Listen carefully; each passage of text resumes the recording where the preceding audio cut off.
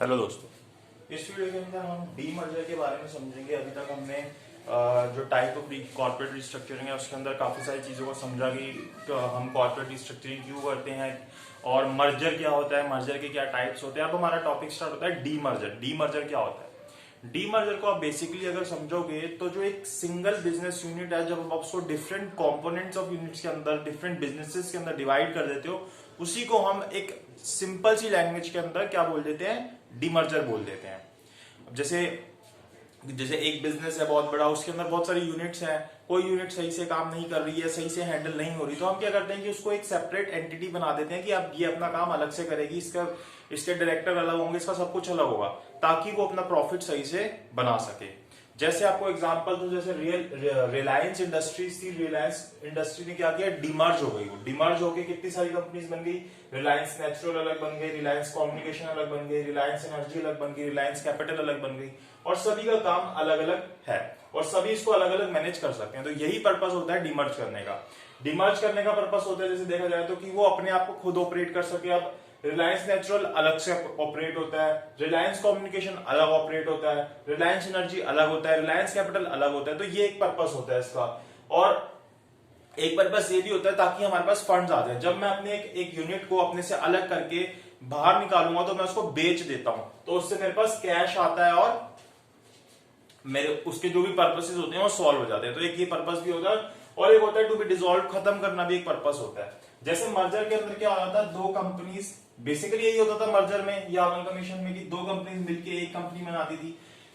जैसे या तो ए पहले से एग्जिस्ट कर रही होती थी, वो बी को जाके एक्वायर करती थी, फिर सी बन जाती थी, या फिर यही एग्जिस्टेंस के अंदर रहती थी। इसी तरीके की चीजें हो रही होती थी, मतलब कि एक नई चीज एग्जिस्टेंस के अंदर आ रही होती थी। लेकिन डीमर्जर में क्या होता है? पहले से जो एंटिटी है वो अलग अलग हो जाएगी। या तो क्या होगा, सी जो है एक सी ही रहेगी और साथ में ई आ जाएगी, या फिर ये दोनों अलग अलग होके डी और ई आ जाएगी। तो इस तरीके से चीजें होती है, मतलब कि नई यूनिट्स बनती हैं इसके अंदर। तो डीमर्जर का कंसेप्ट यही होता है। तो डीमर्जर अब एक तरीके से नहीं होता, डीमर्जर के बहुत सारे टाइप्स हैं। हमारे को सिलेबस के अंदर 4 टाइप्स बताए गए हैं कि डीमर्जर किस किस तरीके से होता है। तो अगर हम देखें तो सबसे पहले जो टाइप है वो क्या आता है? डाइवेस्टर। डाइवेस्टर मतलब आप सेल ऑफ करने को डाइवेस्टर भी बोल सकते हो। इसके अंदर क्या होता है कि जो पेरेंट कंपनी होती है, अगर आपको बताऊं तो जब डीमर्जर होता है तो इसके अंदर, डीमर्जर के अंदर जोन सी कंपनी से दूसरी कंपनी निकल के जा रही होती है उसको हम डीमर्ज्ड कंपनी बोलते हैं, और जो नई कंपनी बनती है उसको हम रिजल्टिंग कंपनी बोलते हैं। इस डीमर्ज कंपनी को हम पेरेंट कंपनी भी बोल सकते हैं। तो ये जो पेरेंट कंपनी होती है ये क्या करती है? अपने एक पार्ट को डाइवेस्ट करती है। डाइवेस्ट मतलब सेल ऑफ करती है। अब वो क्या पार्ट को सेल ऑफ करती है? अपने असेट्स या फिर बिजनेस अंडरटेकिंग को, अपने किसी भी असेट्स को या फिर किसी भी बिजनेस अंडरटेकिंग को सेल ऑफ कर देती है, डाइवेस्ट कर देती है किसी थर्ड पार्टी को। और वो जब बेचती है तो बदले में क्या लेती है? कैश लेती है, या फिर अपने कोई डेब्ट जो होते हैं वो उसको दे देती है, या फिर उसका कॉम्बिनेशन रखती है, मतलब कि डेब्ट राइट्स ऑफ कर देती है। तो इस या फिर इसका कॉम्बिनेशन वो करती है।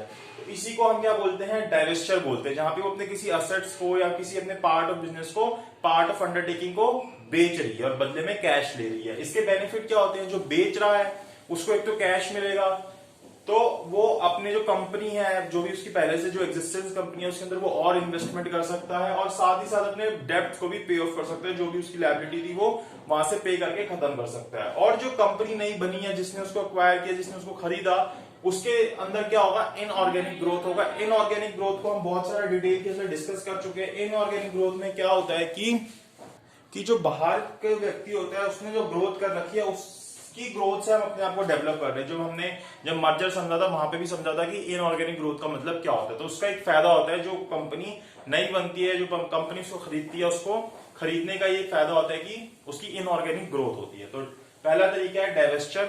दूसरा तरीका होता है स्पिन ऑफ। स्पिन ऑफ में क्या होता है कि एक जो पार्ट ऑफ बिजनेस होता है उसको सेपरेट करके हम एक नई कंपनी बना देते हैं। अगर जैसे ये एक कंपनी थी, इसने अपने एक पार्ट को सेपरेट किया और एक नई कंपनी बना दी। अब ये जो नई कंपनी बनाई इसमें क्या होगा? इसके कुछ एग्जिस्टिंग शेयर होल्डर्स होंगे ए के। ये एग्जिस्टिंग शेयर होल्डर्स बी, जो कंपनी नई बनी इसके अंदर कुछ प्रोपोर्शनेट शेयर्स ले लेंगे। जो नई कंपनी बनी इसके अंदर कुछ प्रोपोर्शनेट शेयर्स ले लेंगे, अपने शेयर्स जिस हिसाब से इसके अंदर होल्डिंग की उस हिसाब से। तो मतलब कि इसके जो शेयर होल्डर्स थे वही ज्यादातर शेयर होल्डर्स इसके अंदर रहेंगे। और इसके अंदर कोई भी मनी ट्रांजेक्शन इन्वॉल्व नहीं होगी। यहाँ पे मनी ट्रांजेक्शन इन्वॉल्व थी, कैश लिया जा रहा था जब किसी पार्ट को बेचा जा रहा था, तो यहाँ पे कुछ भी नहीं होगा, यहाँ पे सिर्फ शेयर्स आएंगे, कोई भी मनी ट्रांजेक्शन इन्वॉल्व नहीं होगी स्पिन ऑफ के केस के अंदर। उसके बाद आते हैं स्प्लिट्स, जिसको हम डिवीजन भी बोल सकते हैं। ये जो होता है ये दो तरीके से होता है, या तो स्प्लिट अप होता है या स्प्लिट ऑफ होता है।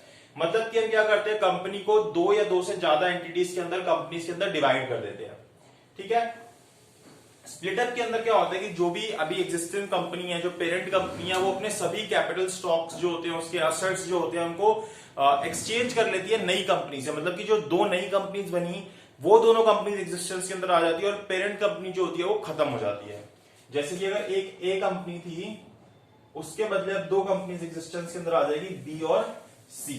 क्या कहते हैं कि ऑल कैपिटल, यहां पे मैं याद रखना पूरी की पूरी कैपिटल की बात हो रही है। All capital stocks and assets are exchange for those of two or more newly established entities. जितने भी इसके असेट्स थे, कैपिटल स्टॉक्स थे, वो सारे न्यूली एस्टेब्लिश्ड एंटिटीज के पास चले जाएंगे। तो इसको हम क्या बोलते हैं, स्प्लिट अप बोलते हैं। वहीं स्प्लिट ऑफ में क्या होता है, पेरेंट कंपनी अभी भी एग्जिस्टेंस के अंदर रहती है, एक नई कंपनी आती है जो कि एक न्यूली एफिलिएटेड कंपनी है, या जो उसकी सब्सिडरी है, जो भी आप उसको बोल सकते हो। वो क्या करते हैं, ये जो है अपने कैपिटल स्टॉक्स इसको देते हैं, ठीक है, कैपिटल स्टॉक शेयर्स जो होते हैं, और बदले में ये जो पेरेंट कंपनी है इसको ही अपने कुछ शेयर्स देते हैं। तो इस तरीके से दो, इसका इसके अंदर शेयर बना जाता है और इसका भी इसके अंदर शेयर बना रहता है।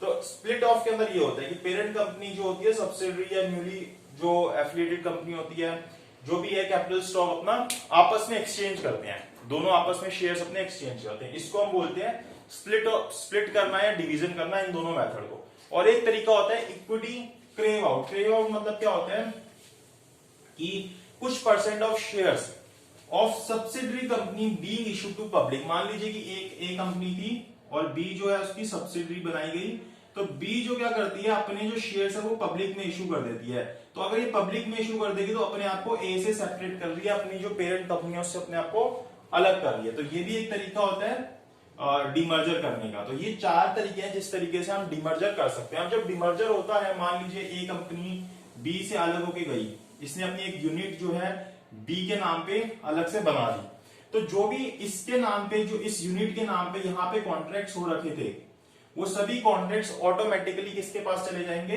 बी के पास चले जाएंगे। सो यही होता है कि डीमर्जर क्या होता है, डीमर्जर के टाइप्स क्या होते हैं। अब हम आगे जो है और चीजें इसके अंदर समझते रहेंगे। इसके अंदर हमने डीमर्जर को समझा।